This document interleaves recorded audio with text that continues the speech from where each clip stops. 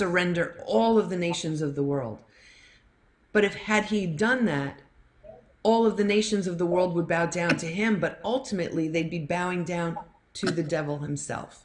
So Jesus wasn't willing to relinquish that because he knew that he was the Son of Man whom the Ancient of Days would one day gladly give all power and all authority to, and every nation would indeed bow down to him, you know.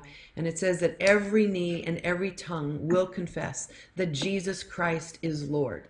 And so that, to me, I think that's just really significant. I think that's a really wonderful thing. And though it can often get lost on us, not really understanding the full dynamic of who Jesus believed he was, it's really significant that the Jews understood it in their day, even if it's lost on us today. And he was just saying that he was the long-awaited Messiah having come.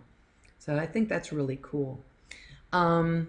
That was just one of the things that I wanted to share with today. And we're already running out of time. I just got a little warning up on my screen. I don't know, does anybody else see a warning? Curious to know. No? Okay, so I have a little warning saying that we're going to be running out of time shortly. So we've got 8 minutes left.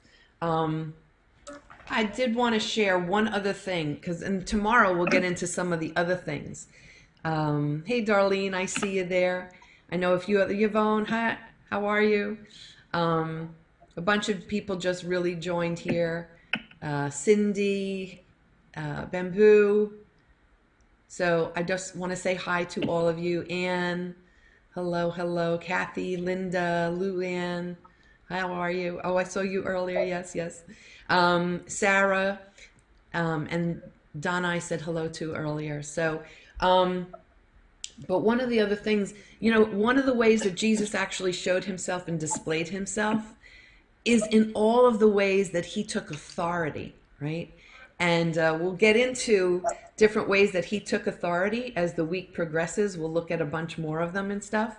But one of the coolest things is how he took authority over nature. He took authority over the fig tree when he cursed it because it didn't have any fruit on it. And the next day they walked by and they saw that it was all shriveled. And they were like, wow, Jesus, you have power over the nature. Another way that he took authority was over the wind and the waves and the Sea of Galilee, which some of you were there with us when we went to Israel. And just like that's so amazing that he has the authority over all these things. And so much so that they even asked, who is this that can speak to the wind and the waves? And so I would encourage you to read Matthew 8 today and see some of the different ways that Jesus takes authority over our world, over things within our world, sicknesses, nature, and don't be discouraged or fearful. Let's see, Sarah, I'm getting okay. Never mind that.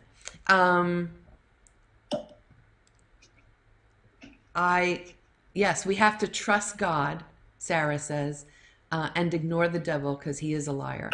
And that's true. I mean, there are things that are very real in our world, and they're just actualities and realities.